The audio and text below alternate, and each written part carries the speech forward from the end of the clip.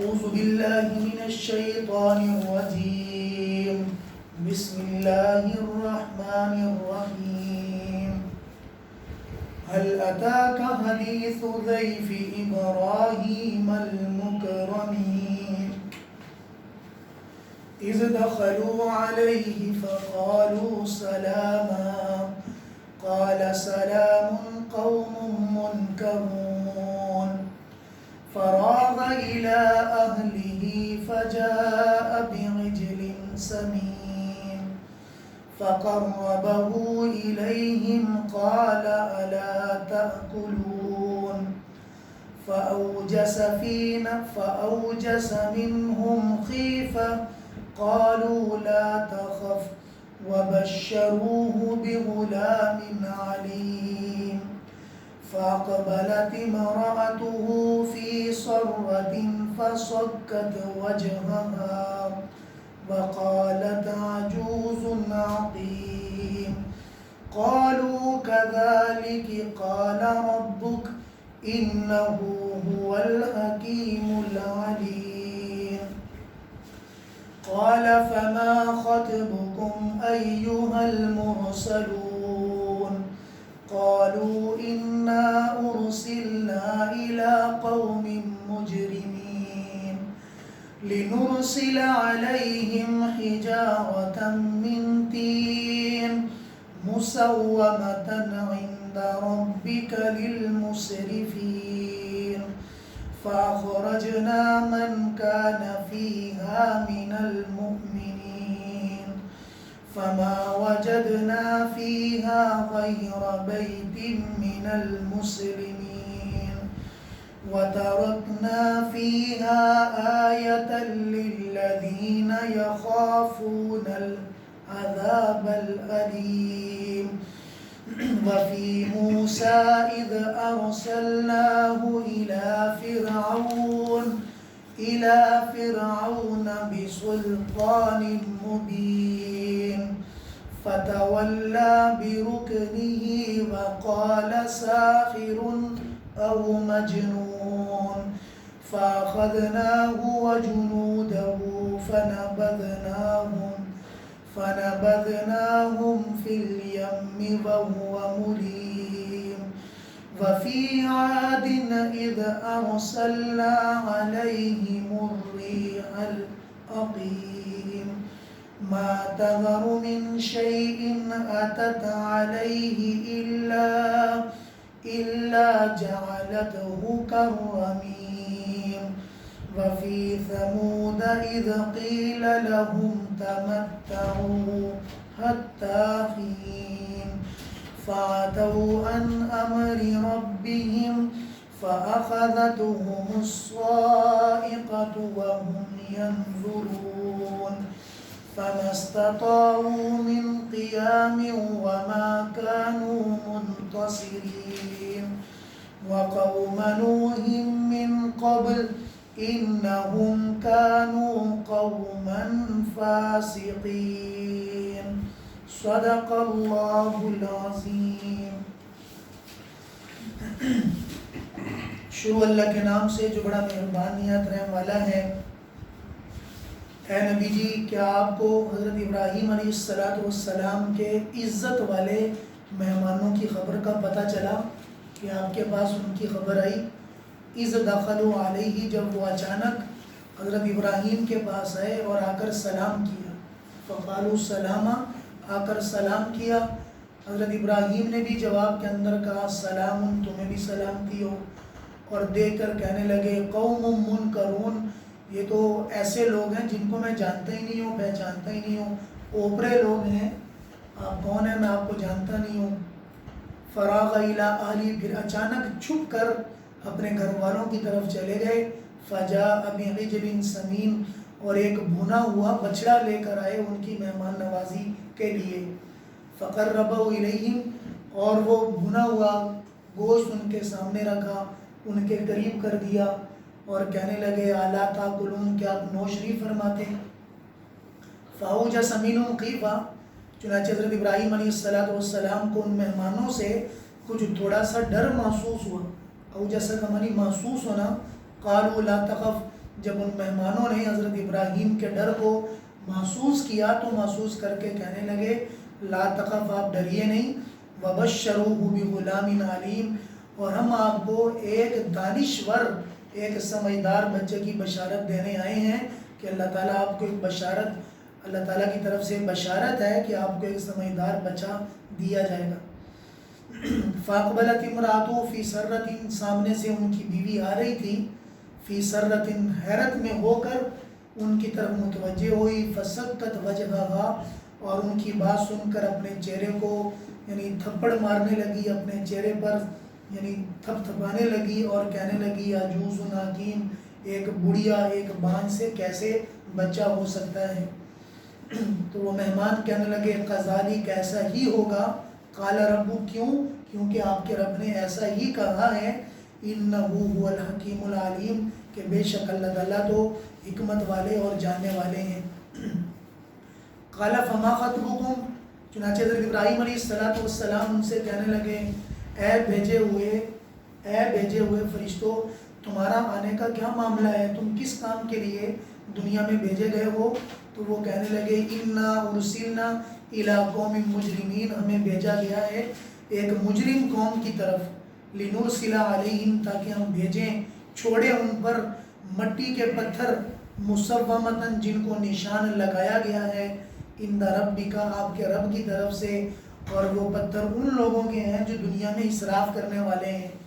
فاخرجنا من کان فیہا، چنانچہ ہم نے اس بستی میں جتنے بھی ایمان والے تھے ان کو وہاں سے نکال دیا۔ فما وجدنا فیہا، چنانچہ اس وقت عذاب کے وقت میں مسلمانوں کا کوئی گھر وہاں پر موجود نہ تھا، ہم نے کسی مسلمان کے گھر کو وہاں پر نہ پایا۔ وَتَرَكْنَا فِيهَا آیَةً لِلَّذِينَ، چنانچہ ہم نے اس بستی کو ایک ایسی نشانی بنا کر چھوڑا ان لوگوں کے لیے جو دردناک عذاب سے ڈرتے ہیں۔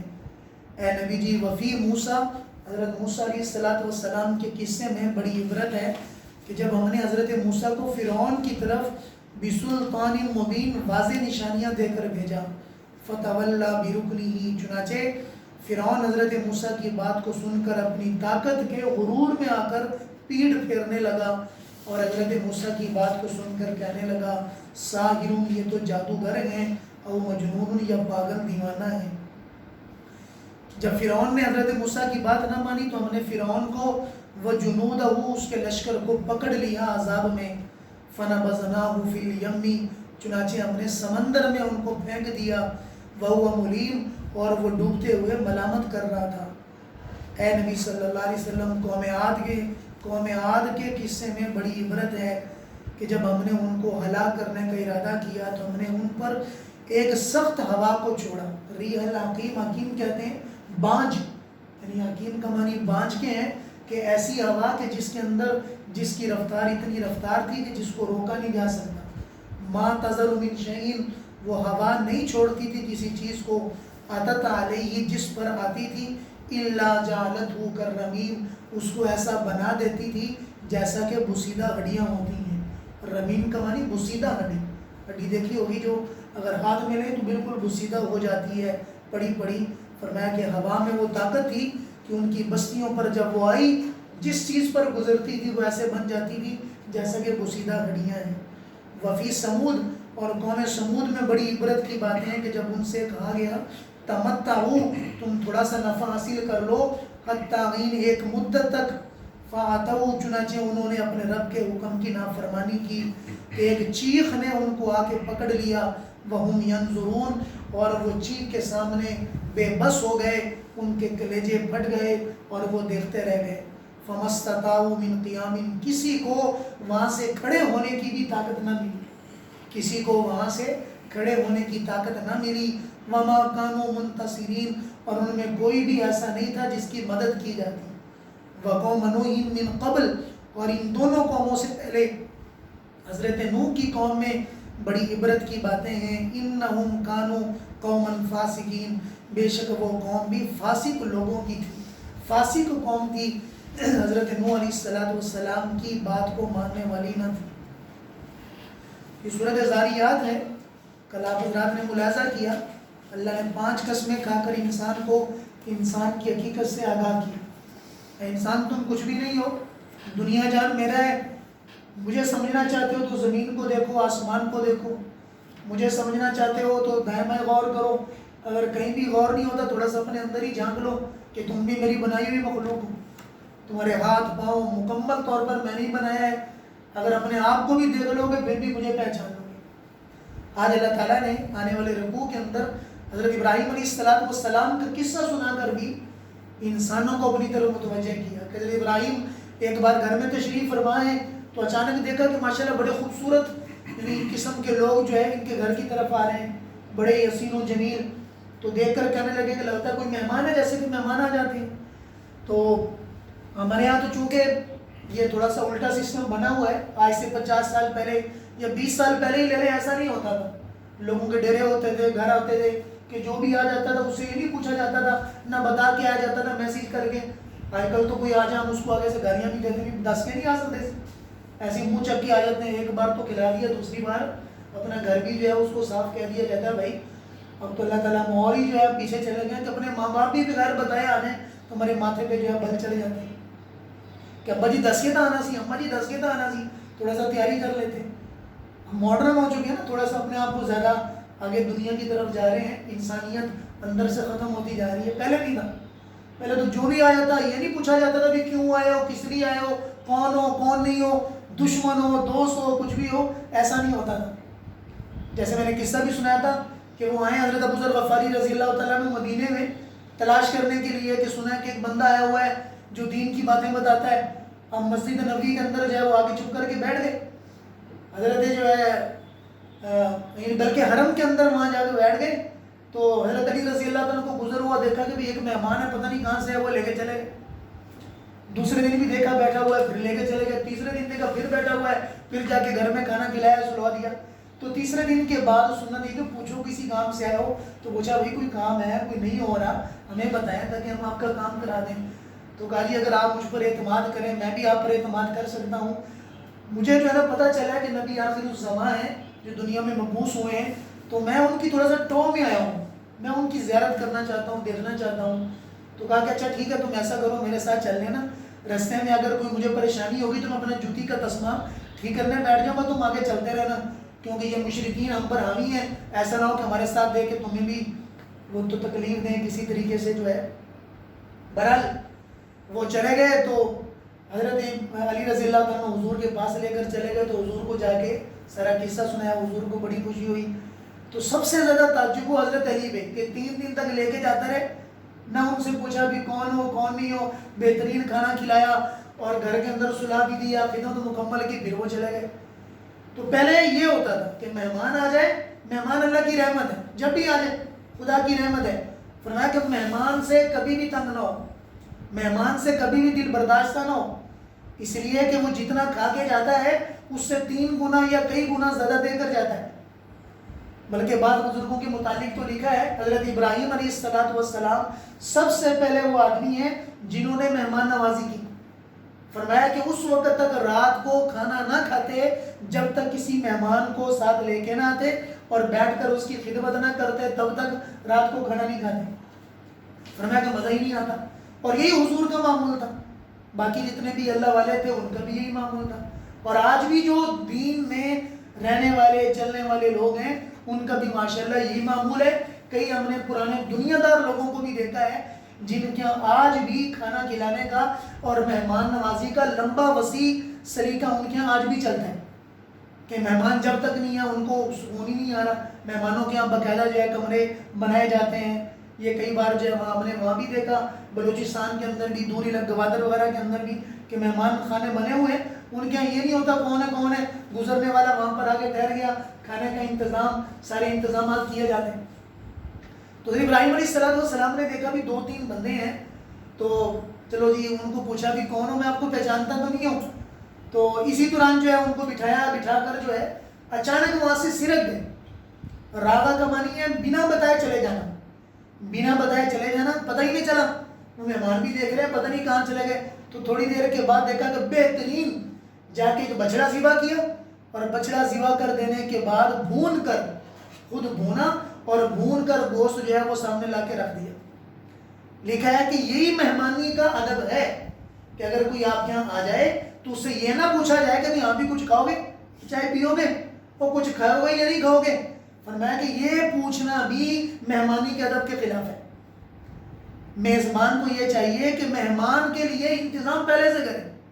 کوئی آ گیا ایسا اپنے آپ کو بنائے کہ اس کے لیے پہلے سے انتظام موجود ہو. اس کے لیے چائے آ گئی، اس کے لیے پانی آ گیا، جو اس کے لیے مناسب طور پر کرنا چاہتے ہیں. فرمایا کہ یہ مہمانی کی سنت ہے کہ ایسی مہمان نوازی کی جائے کہ میرا مہمان بنا کھائے پیے یہاں سے نہ جائے. اللہ مجھے ایسا بنا دے کہ میں اپنے مہمان نوازوں، میں ایسا مہمان نوازی کرنے والا بن جاؤں جیسے حضرت ابراہیم علیہ السلام مہمان نوازی کرنے والے تھے. فرمایا کہ پوچھا بھی نہ جائے بھی کچھ کھاؤ گے کہ نہیں کھاؤ گے. نہیں بھی جب آیا ہوا ہے مہمان آ گیا تو اس کو کھانا کھلائیں. باقی گھر میں جو ہے ضروری نہیں ہے کہ بہترین کر کے جو گھر میں پکا ہوا ہے آپ جو ہے وہ ڈال کے لیں اور جو ہے وہ آپ اس کو مہمان کو پیش کریں. لیکن فرمایا کہ حضرات صحابہ کرام کے متعلق، بزرگوں کے متعلق تو لکھا ہے کہ جب ان کے اچھا کھانے کا کچھ دل ہو رہا ہوتا، کوئی اچھی چیز پکانے کا، تو وہ اپنے لیے نہیں بلکہ مہمان کا انتظار کرتے. بھی دیکھو کوئی مہمان آئے گا تو بہترین چیز بنے گی اور مہمان کی برکت سے ہم بھی کھا لیں گے. ویسے کھائیں گے تو اللہ کیا پکڑے جائیں گے، اس کا حساب دینا پڑے گا. مہمان آئے گا، مہمان کے لیے پکے گا تو کوئی حساب و کتاب نہیں، وہ تو اللہ کی رحمت ہے، اس کے برکت سے ہم بھی جو ہے وہ کھا پی لیا کریں گے. تو یہ ان کے یہاں معمول تھا. ہمارے یہاں تو چونکہ مہمانوں سے ہم دور ہوتے جا رہے ہیں، مہمان ہمارے لیے بوجھ بن جاتے ہیں. تو فوری گیا اور جا کر ایک بچڑا بہترین کر کے سامنے رکھ دیا. اب جب دیکھا کہ وہ ہاتھ ہی نہیں ہلا رہے تو تھوڑا سا دل کے اندر تھوڑا سا ڈر ہوا کہ دشمن جو ہے وہ کہیں، اگر دشمن کوئی آتا تھا تو وہ کھانا نہیں کھاتا تھا، ورنہ اس کے علاوہ اگر کوئی آ جاتا چاہے وہ دشمن کا ہوتا جس نے ایک بار کسی کا نمک کھا لیا اس کے بعد وہ کبھی اس کو تکلیف نہیں دیتا. تو اس لیے جو ہے وہ آ کے ان کو کھانا کھلایا. کھانا دیکھا کہ کھانا نہیں کھا رہے تو تھوڑا سا دل میں ڈر ہو. جیسے انسان ہے، مثال کے طور پر ہم بیٹھے ہوئے ہیں، اچانک جو ہے راغب بھائی ہم سے بات کریں، ہم آگے سے کوئی جواب ہی نہ دیں، کچھ ہمیں کھلانا پلانا چاہیں اور ہمارے ہاتھ ہی وہاں پر نہ ہل رہے ہوں تو فطرت ہے انسان ڈر جاتا ہے. بھی خیرت ہے یہ کوئی اندر سے کوئی لگتا ہے کہ کام ہے. تو اس سے پتہ چلا کہ ڈرنا فطرت ہے، ہمارے دل کے اندر ڈرنا فطرت ہے. کہ انبیاء ڈرتے نہیں ہیں، اگر کبھی کوئی ڈر جاتا ہے تو یہ فطرت کے اندر داخل ہے. ہمارے اللہ پاک نے مٹی کے اندر ہی رکھا ہے ڈر، کہ مٹی کے اندر ڈر موجود ہے کہ انسان ڈر جاتا ہے. تو ان سے پوچھا کہ بھی آپ کھانا کیوں نہیں کھا رہے؟ فقال الا تاکلون، یہ نہیں کہا کہ کہاں سے آئے ہو، کس طرف سے آئے ہو، کہاں جانا ہے، یہ نہیں پوچھا. بس اتنی سی بات کی ہے الا تاکلون، کہ کیا آپ کھانا نوش نہیں فرمائیں گے، کیا آپ کھانا نوش نہیں فرمائیں گے. اور یہی بزرگوں کا لکھا ہے ادب کے، اگر کوئی مہمان آپ کے ساتھ بیٹھا ہو تو زیادہ گپے شپوں کے اندر بھی نہ اس کو لگائے، زیادہ گپ شپ کے اندر بھی نہ لگائیں تاکہ روٹی تھوڑی کھائے. اس کو کم جو ہے وہ باتوں کے اندر لگایا جائے، بلکہ مہمان نوازی کے لیے چیزیں زیادہ رکھی جائیں تاکہ وہ جلدی سے کھا لے. تو یہ سنت ہے کہ دسترخوان پر بیٹھ کے فضول گوئی نہ کی جائے، لیانی کے اندر مشغول نہ ہوا جائے. ہم مناسب کوئی بات کریں تو اس لیے فرمایا کہ کھانے کا انتظار بھی نہ کیا جائے. سامنے کھانا آ جائے تو فوری طور پر کوشش کی جائے کہ آپ فوری طور پر کھانے کو کھا لیں. کھانے کی انتظار کرانا اور کھانا پڑا ہو آپ نہ کھا رہے ہو، یہ کھانے کی بے ادبی ہے. یا تو کھانا ڈالے ہی نہیں، اگر کھانا برتنوں میں آ چکا ہے تو پھر آپ کوشش کریں جلدی سے اس کو کھا لیں، کیونکہ اللہ کی رحمت سامنے سے موجود ہے اور آپ جو ہے اس کو استعمال نہ کریں تو یہ نہ قدری ہے. ہاں پھر آگے اور آداب اس کے اندر آتے ہیں کہ آپ نے کھانا کیسا ہے، سب کا خیال کریں اور سب کو دیکھ کر کھائیں، اکرام کے جذبے سے کھائیں، دوسرا تاکہ میرا بھائی اچھا کھا لے، اور دلی اطمینان کے ساتھ کھائیں. وہ سارے کے سارے آداب بات کے ہیں. اب حضرت ابراہیم علیہ السلام نے جب دیکھا کہ بھائی یہ تو کھا ہی نہیں رہے تو اب پوچھ لیا کہ بھائی آپ کھانا کیوں نہیں کھا رہے؟ تو انہوں نے کہا جی ہم کھاتے نہیں ہیں اس لیے کہ ہم انسان نہیں، ہم فرشتے ہیں. ہم انسان نہیں ہیں، ہم فرشتے ہیں. اور چونکہ وہ انسانی شکل میں آئے ہوئے تھے تو حضرت ابراہیم ان کو پہچان نہیں پائے. تو پوچھا بھی آپ کس غرض کے لیے آئے ہو؟ تو بتا دیا کہ بھی یہاں قریب میں ایک بستی ہے کہ جن کے یہاں بہت برائی انتہا کو پہنچ چکی ہے، جو لواطت کے اندر، بدفعلی کے اندر بہت زیادہ آگے جا چکے ہیں. بدفعلی ان کے یہاں عروج پر جا چکی ہے. بجائے عورتوں کے ساتھ مسابقت کرنے کے، جماع کرنے کے، ان کا جو ہے وہ سسٹم الٹا ہوتا جا رہا ہے. مردوں کی طرف ان کا اطمینان زیادہ ہے. حضرت لوط علیہ السلام کی جو بستی ہے تو وہ بہت زیادہ اس طرف چلے گئے ہیں. اور یہ فعل اللہ کے ہاں سب سے بدترین فعلوں میں سے، اس لیے ان کو سبق سکھانے کے لیے آئے ہیں، اور ساتھ اللہ پاک نے آپ سے ملاقات کے لیے بھی ہمیں بھیجا ہے، اور ساتھ آپ سے یہ کہا ہے کہ ہم آپ کو بشارت دے کر آئیں کہ اللہ تعالیٰ آپ کو ایک بیٹا دیں گے، اللہ تعالیٰ آپ کو ایک بیٹا دیں گے، اور نام بھی بتا دیا۔ اب جب بیٹے کے بارے میں کہا تو فرمایا کہ کیسے بیٹا ہوگا، سامنے سے بیوی بھی گزر رہی تھی کہ میں بوڑھی ہو چکی ہوں، بانجھ ہو چکی ہوں، تو لکھا ہے روایات میں کہ حضرت سارہ علیہ السلام ان کی عمر اس وقت 99 سال تھی، حضرت ابراہیم کی عمر 100 سال کی تھی، تو کہا کہ میں تو بوڑھی ہو چکی ہوں، بوڑھی سے کیسے بچہ ہوتا ہے؟ تو وہ کہنے لگے قالوا كذلك قال ربك، ایسا ہی ہوگا کہ جو خدا جوانی کے اندر بچے دینے پہ قادر ہے وہ بڑھاپے کے اندر بھی دینے پہ قادر ہے۔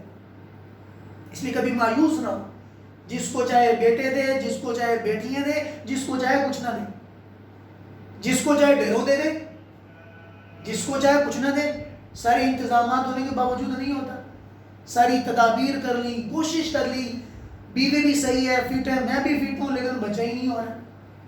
فرمایا کہ یہ خدا کا نظام ہے، جس کو چاہے بیٹا دے، بیٹی دے، اور جس کو چاہے، اللہ پاک نے 25ویں پارے میں ذکر کیا ہے کہ اللہ کی رحمت سے مایوس نہ ہو جانا۔ اور ہم نے خود دیکھا کئی ایسے لوگوں کو کہ 70 سال کی عمر میں 5 بچے ہو گئے، 70 سال کی عمر ہی بچے ہونا شروع ہو گئے، اماں بھی بوڑھی ہو گئی ہے 70 سال کی، اور بابا بھی ہے ماشاءاللہ بچے ہونا شروع ہو گئے۔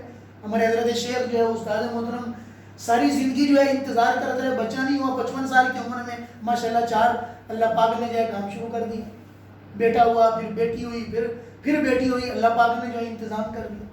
اس لیے فرمایا کہ اللہ کی رحمت سے مایوس نہ ہو جاؤ، اس لیے کہ اس کا علم وسیع ہے، وہ جیسا چاہے کر دے۔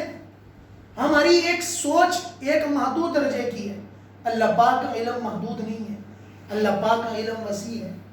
اب حضرت لوط علیہ السلام کو جب ان کی بستی کو ہلاک کرنے کے لیے گئے ہیں تو حضرت لوط علیہ السلام پہچان نہیں پائے، جیسے حضرت ابراہیم نہیں پہچان پائے، بڑے خوبصورت بچوں کی شکل میں، جو قوم جن کے پیچھے پڑا کرتی تھی، تو دیکھ کر وہ قوم کو پتہ چل گیا، بیوی نے بتا دیا کہ مہمان ہیں وہ بڑے خوبصورت ہیں،